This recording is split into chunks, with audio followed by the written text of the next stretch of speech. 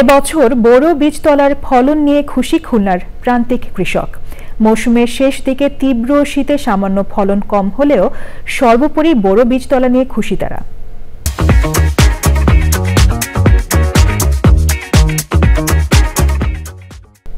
ভালো ফলনের আশায় বীজতলা পলিথিন দিয়ে ঢাকা সহ নানা কৌশল ব্যবহার করার পাশাপাশি বীজতলায় ছত্রাকনাশক দেওয়ার পরামর্শ দিচ্ছেন কৃষি বিভাগ। বিস্তারিত ড্যানিয়েল সুজিত বোসের রিপোর্টে।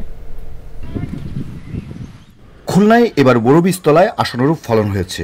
গত কয়েকদিনে দক্ষিণাঞ্চলে অতিরিক্ত কুয়াশা ও তাপমাত্রা কমে যাওয়ায় কৃষক বীজতলা রক্ষায় নানা কৌশল ব্যবহার করছেন। ফলে তেমন কোনো ক্ষতি হয়নি বীজতলার চারাগুলোতে।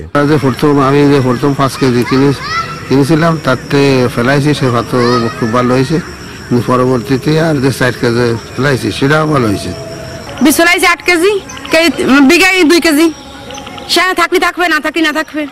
পাতা ফেলাতে হবে, বাসা দিতে হবে। চলমান শৈত্যপ্রবাহের এমন প্রকোপে ভালো ফসল উৎপাদনের জন্য নানা পরামর্শ দিচ্ছেন কৃষি বিভাগ। 300 হেক্টর জমিতে বীজতলা তৈরি সম্পন্ন হয়েছে এবং অন্যান্য কার্যক্রম চলতেছে।